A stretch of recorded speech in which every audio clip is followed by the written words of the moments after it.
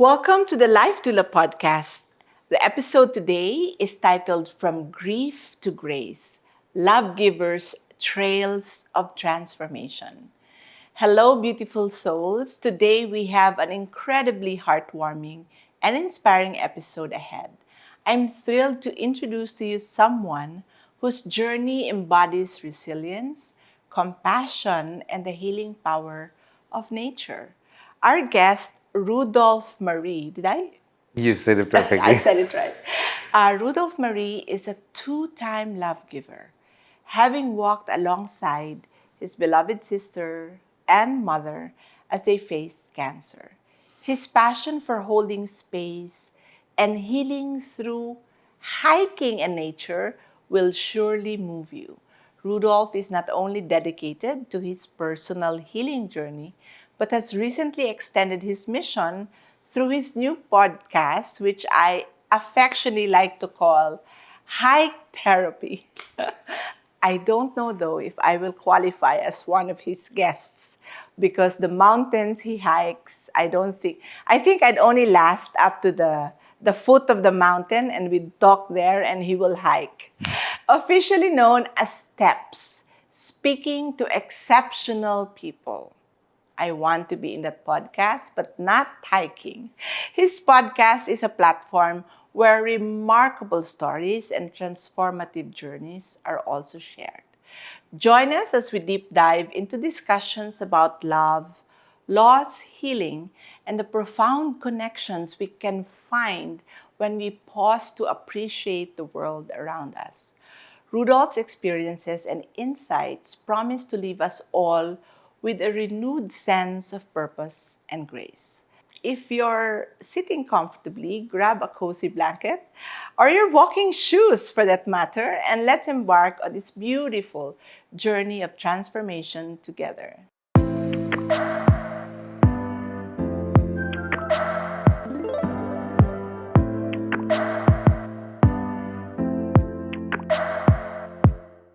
Ru, thank you for joining us. And I will say this, Ru just came from a very long flight all the way from Cape Town, South Africa. So if you find him a little bit sleepy, please forgive him. But he woke up for this, is very excited. And Ru, I am so grateful that you visited us here at Better Days Wellbeing Center. How do you find the place so far? I firstly want to say thank you for your kind words and thank you for having me. It's such a privilege to be here. Your facility is absolutely beautiful. I love the green. I love the openness, the air. It's so tranquil here. I can imagine that somebody who's looking for comfort for their souls, I think it's the perfect place to find it here. Thank you. We really meant to offer this as like a sanctuary for healing, where stillness and quietness is totally acceptable. And I can feel it when walking in here. I just felt completely at home and Thank at you. ease. I saw you spending time at the pergola. Loved it. Ru, what does it mean to you to have been a love giver in this journey? And, having gone through this journey myself, accompanying one loved one is already hard enough, but in your case, two. If you don't mind, may I ask who had the cancer first, your sister or your mom? So my sister was diagnosed, I was teaching in South Korea by that stage. My sister was diagnosed in 2006 with lung cancer. So she passed away early 2007, April, 1st of April. She was 51. So it's about 5 years from where I am now. Oh, wow. So it's quite scary to think about it. And then my mother passed away in 2015, also from lung related. They were smokers, unfortunately. So there were definitely complications due to that. Wow, that's heavy. Two journeys of cancer is really tough.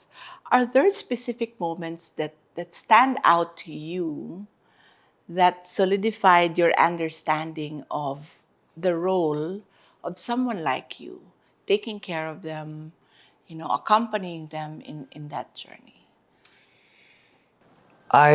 That's a tough question for me to answer because I think I never really thought of myself as a love giver. I heard this term the first time when you are referring to it. So, and I love that term. It's so beautiful.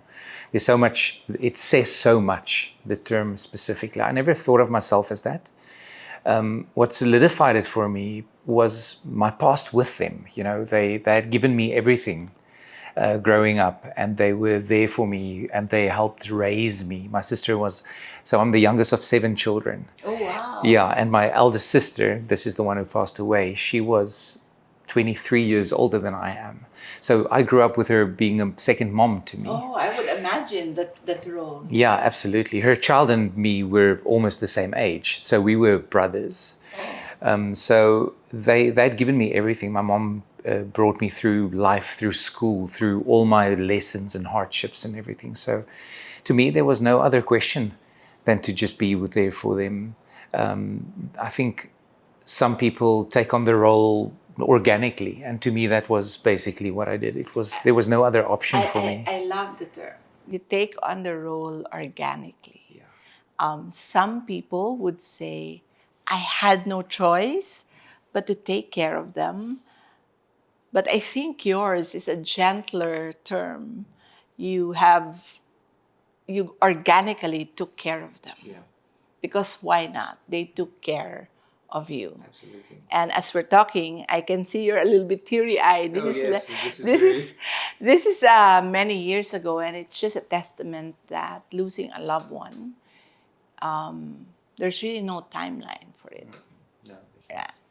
So, can you share some profound life lessons that emerged while you were accompanying your sister and your mother through cancer journey? I know you to be a very life-aware person. Your depth in terms of understanding life is so admirable. What were like really big lessons that you've learned throughout accompanying your sister and your mom?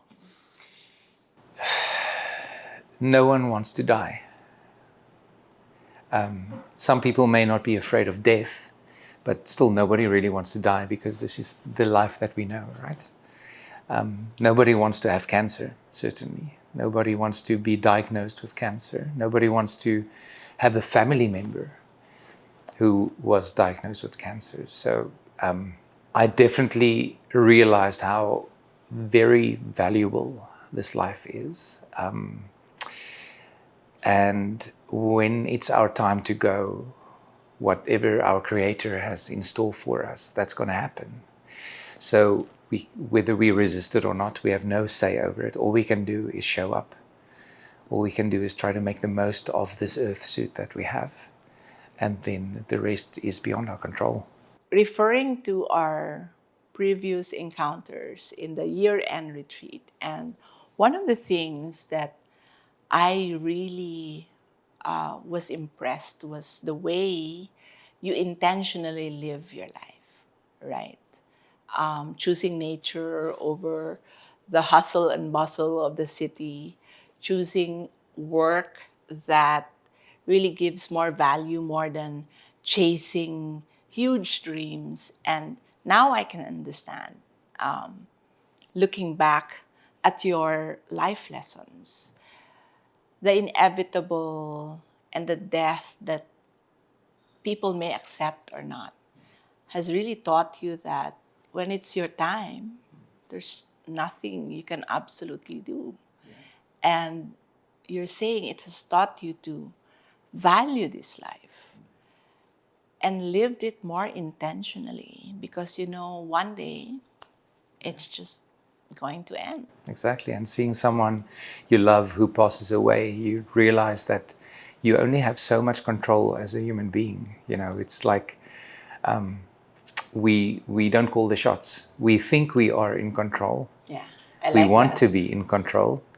But that's just our egos talking. You know, we think, oh no, I've got it sorted out. You know, my life is my own doing. And to an extent it is, definitely. But in the greater scheme of things, when we are called to go back home, that's when we'll go back home. Yeah. How have all these lessons influenced your, if you ever you have a current philosophy or outlook in life? So I've mentioned before that I think I lost my fear of death. Have I mentioned it before? I can't remember. I've No, I think definitely. you did in the retreat Yeah. that we attended. Oh yeah. So I've definitely lost my fear of death. I think there are certain ways. Obviously, we're human, so there are certain ways in which I wouldn't prefer to die. Yeah. You know, like Yeah. burn to death or drown or things like Yeah. that. But as far as dying goes, I almost see it as, and I also lost my best friend at 25, and that was Wow. my very first encounter with death. That really ripped my heart apart. And at that stage, I basically came to the visualization or the conclusion or the whatever. It's almost like you're entering this dark cave. It's dark. There's nothing in there. You don't have a light on you. There's no torch. You're entering this dark cave, which is death, that we view death as. And now all of a sudden, with somebody passing before us, it's almost like there's this really soothing, comforting voice waiting inside there for us, saying, it's okay. I'm here, so it's fine. And I think that has comforted me so much. Like with my mother and my sister also being on that side, it's the fear of it is no longer there. They are there waiting for me, looking out for me, almost like my guardian angels. And to me, that's so valuable. What a valuable insight. In what ways did these experiences challenge you emotionally? You mentioned you lost your best friend at 25, and you used the word, it really ripped my heart, right? How did they contribute to your personal growth and resilience as a person? Because I remember you were taking us through this meditation of looking at the different things that happen in our life, and somehow they're all connected. And I remember the lesson of the rocks that we carry in our bags. And I think that has a lot to do with your resilience as a person, right? I really took that away with me. That these bags, that the rocks that we have in our bags, a lot of times when we throw them, they can be stepping stones towards our journey in this thing you called life, right? So, yes, something, sorry, I have made notes because I didn't want to miss anything. No problem. So it definitely does challenge us emotionally. Like there's no way around that. It's really tough to see someone you love pass away. It's the worst part of it is to see the life in their eyes go. I get really emotional when I think about this. No problem. So I think the best, you said philosophy, right? Yeah. What I got from that was to say that it's okay to question meaning. It's okay to start questioning things from there. You know, we are only human. We don't know what's waiting on the other side. Yeah. So we only have theories and beliefs from Bibles and from teachings and from people's opinions, and you know, so it's completely normal for us to start to feel panicked. Or to And struggle. Right? absolutely, the struggle is completely human and it's okay. And that's why I think your facility is so amazing, as you mentioned before, with people coming together and there's a connection that you cannot fake. There's a connection with people who has lost or who is busy losing a loved one, and there's silent communication happening there without you having to say anything about it. People just understand and they just connect. The same with people who are sick, who are on the other side of it. There's just a mutual understanding that this is what we're going through. And there's so much value in the connectedness. And honoring the emotions that we go through. Absolutely. While accompanying people we love Yeah. in this journey. Yes. Right. We always say when we have a loved one who's sick, the family has cancer because everyone's affected. How has this affected the family dynamics in terms of the roles that people are doing while you were taking care for your sister, and then later on for your mother? How has it affected the family dynamics? I wish I could agree with you on your when you said in the Philippines you believe that when somebody has cancer the family has. Unfortunately in my family at least, I don't know if it's a Western thing or a South African thing, I'm not sure, or even an Afrikaans thing. We didn't have that so much. We had the blessing, and I say blessing, I use that term very loosely,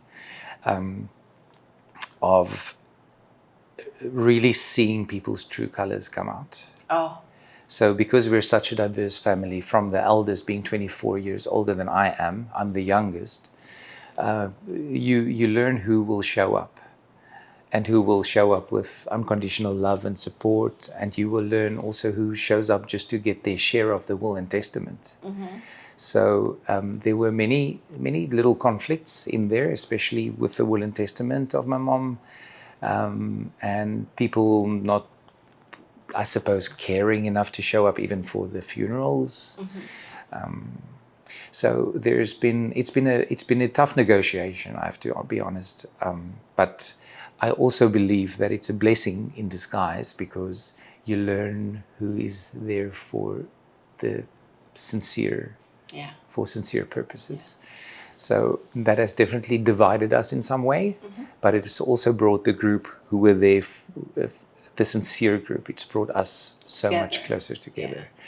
I think we are, as Filipinos, we are not completely devoid of this kind of dynamics. But largely, people bond together.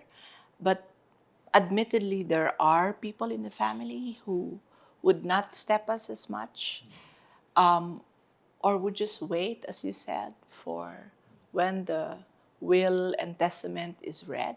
I'm sure Right? it's a universal thing. So this is quite a universal thing. When you are doing the love giving, you also get all of these distractions, right? Because not everyone puts in the same amount of time, of love and care for people we love, right? How did this journey shape your understanding of finding purpose and grace amidst your grief? I love the word shape that you use in the question, Yeah. because there's no going over it. Yes. People usually say you have to get over it, and it doesn't exist. Somebody Yeah. who tells you to get over it now, you know. Filipino na, may na. Talaga. Talaga. I think that's such a horrible thing to say. You get through it, and it's messy. It's really messy. It's like seeing a piece of garbage on the floor, maybe some dog poop. Sorry to use this analogy, but then you want to step over it because you don't want it to be part of your shoes and you don't want it to get on you.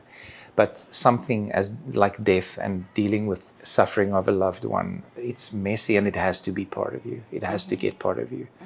And that's what shapes us. It shapes us because we are different going through it on the other end. And You're different in the beginning, and you evolve Yeah. as a person while you go through it. Yes. Right? Because Absolutely. I agree with what you said. Grief is that something you move over with. It's something you go through Yeah. and you move forward with. Yeah. Right. And it teaches you what's important at the end of the day, not this wild goose chase that we're doing, in traffic and money and whatever. I mean, yes, you need those things. It's important in a way.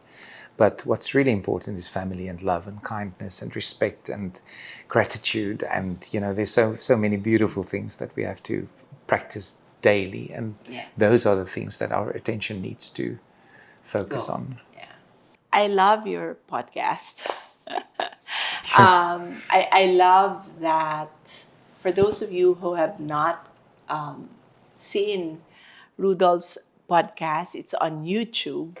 And what's interesting about this is you interview people while you hike. The first time I watched it, my focus was on the person you're interviewing because you're hiking and you're talking to the person. Fortunately, the one you interviewed is a hiker. I sit here and my director would say, catch up with your breathing when you talk.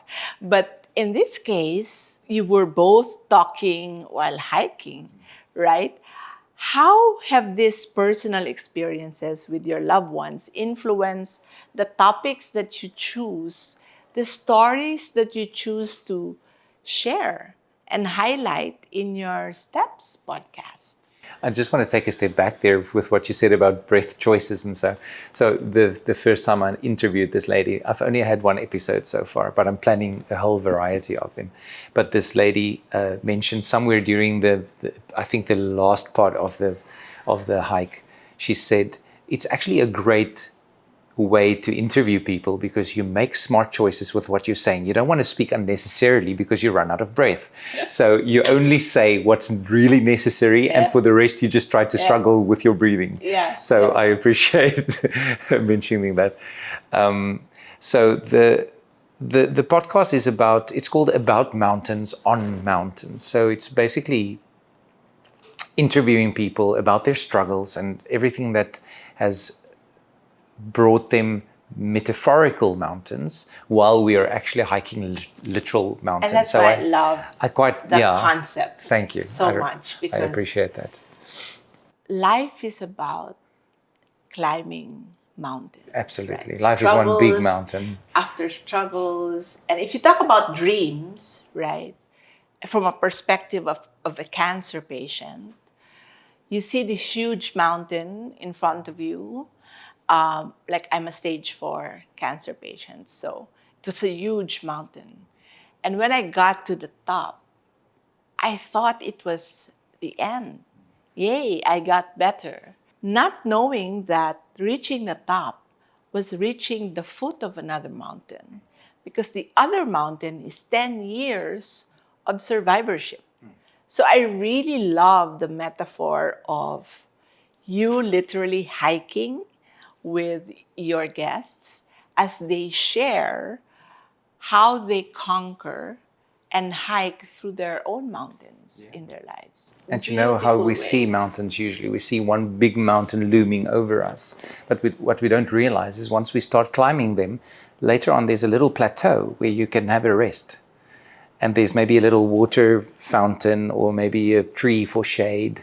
And you can have a little rest there. And you look back and you see the view from how far you've come. And then you start climbing again. And it's tough and it's really rough and you're out of breath. And then there's maybe a little other plateau where you can sit and appreciate the view behind you. And you just see progress and progress. Which is life. Which is life. Right? Sometimes when we just keep on climbing, we don't look back, we only see the steep mountain ahead of us.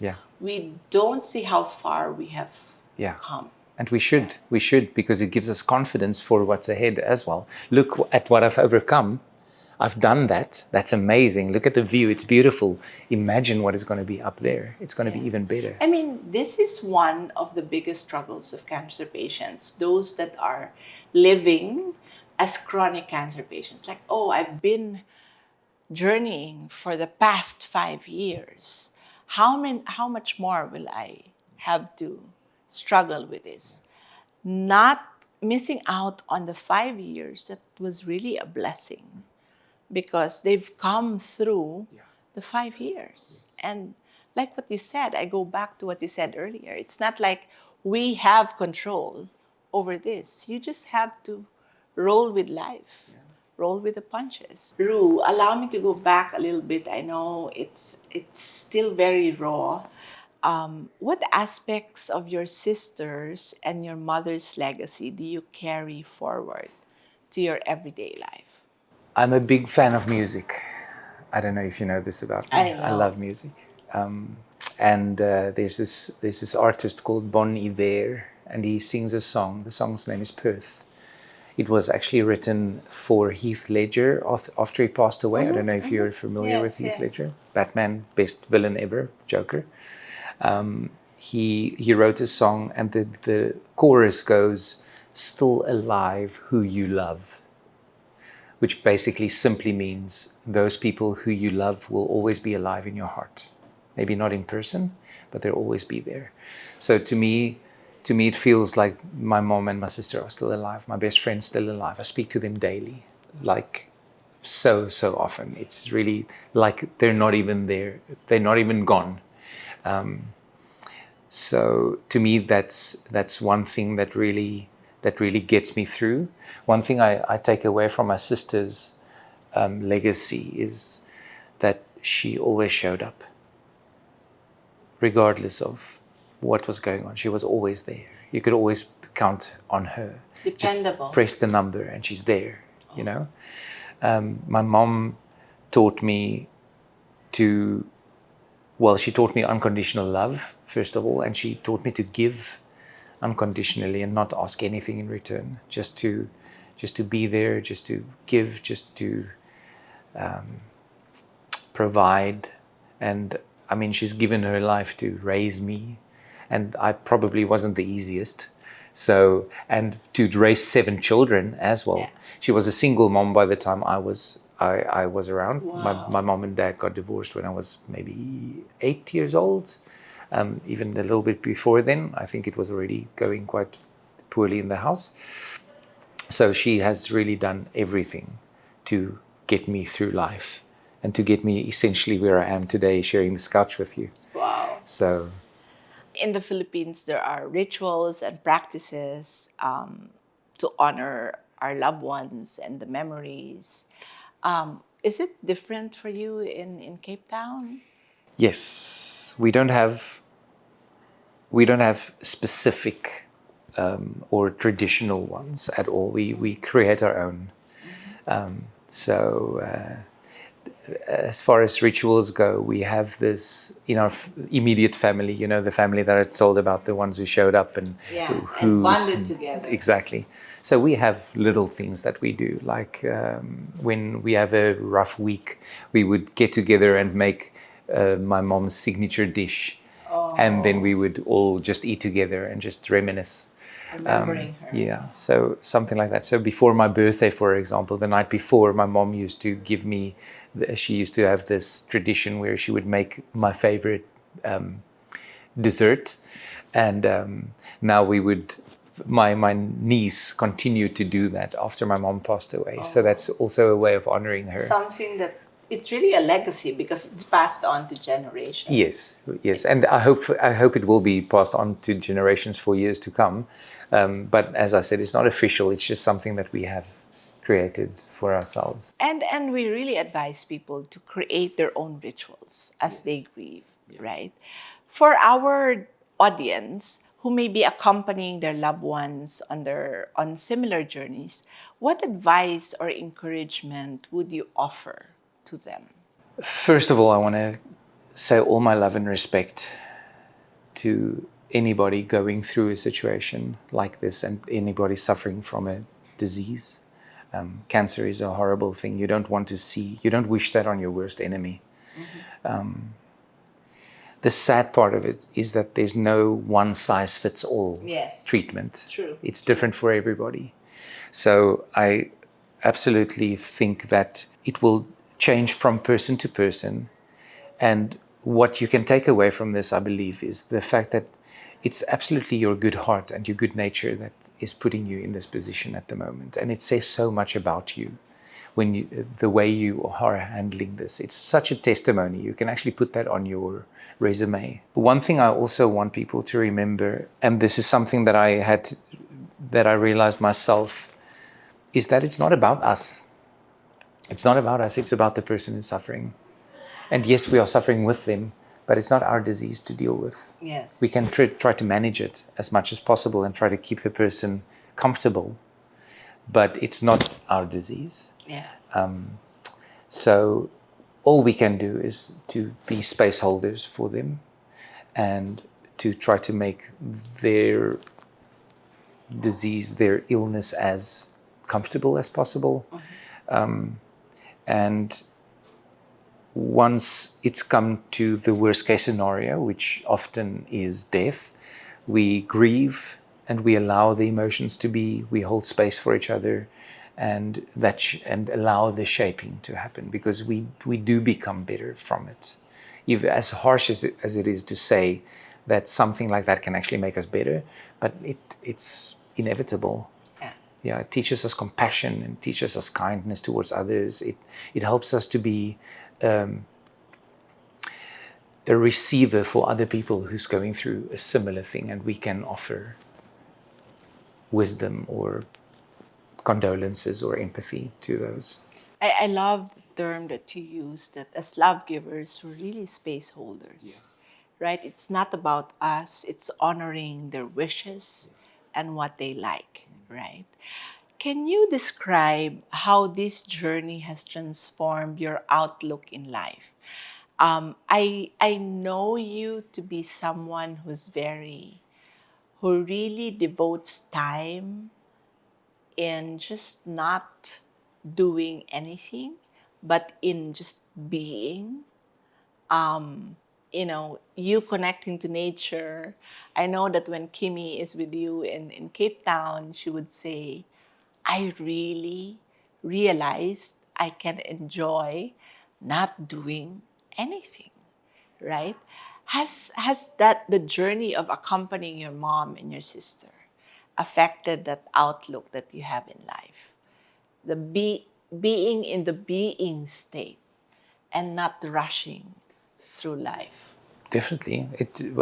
As we've mentioned before, it does teach you that life is so valuable and we only have so much of it.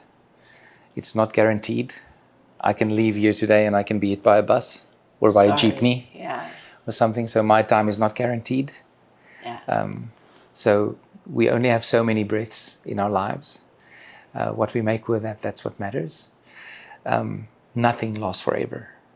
And that's both a comforting and a disturbing thought if you think about it, because nothing lasts forever, neither pain nor pleasure. Yeah. So the most joy, it will eventually subside. Yeah. The hardest sorrow will eventually subside.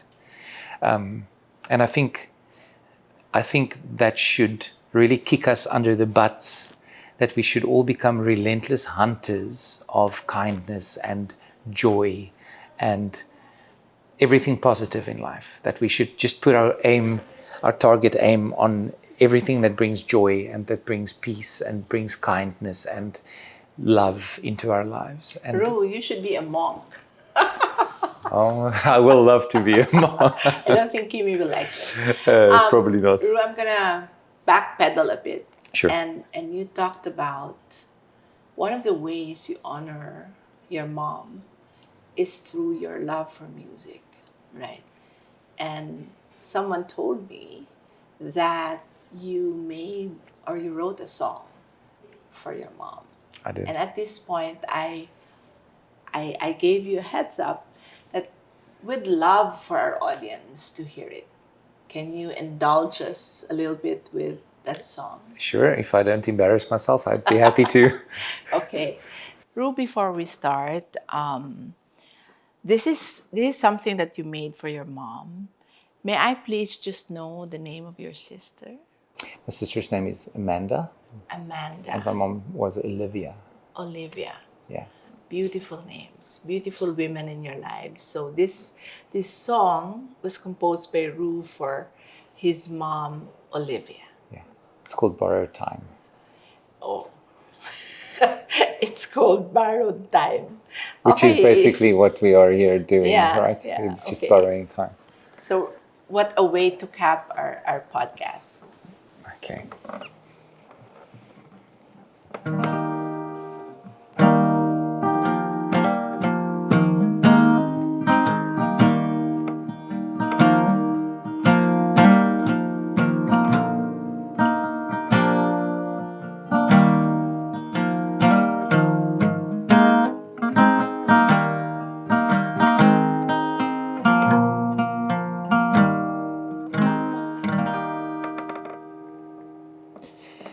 Close your eyes and see this war that's in your head, and all at once I'm caught between life and walking dead.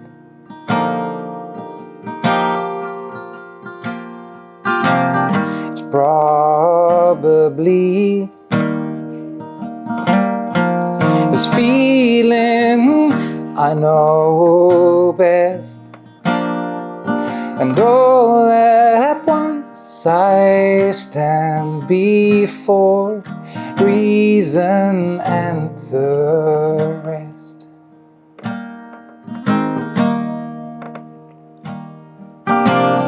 Borrowed time passing through. Some things are hard to forget. Borrowed time passing through. My hopes belong to you.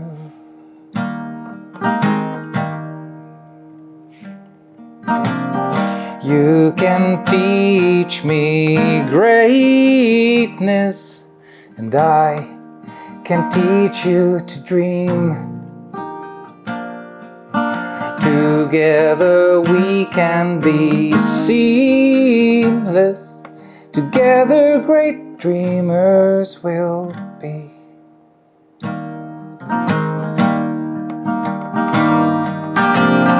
Borrowed time passing through. Some things are hard to forget. Borrowed time passing through. My hopes belong to you. And when I dream I fly. And when I dream I might share my dreams, though I dream them alone.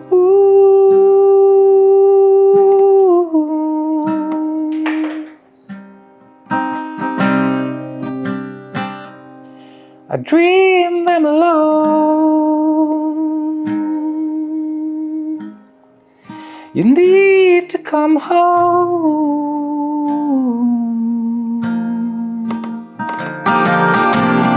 Borrowed time passing through. Some things are hard to forget. Borrowed time passing through.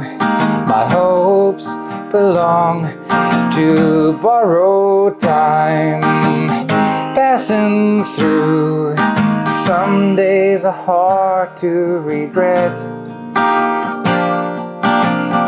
Borrowed time passing through. My hopes belong, my dreams belong, my life belongs to you.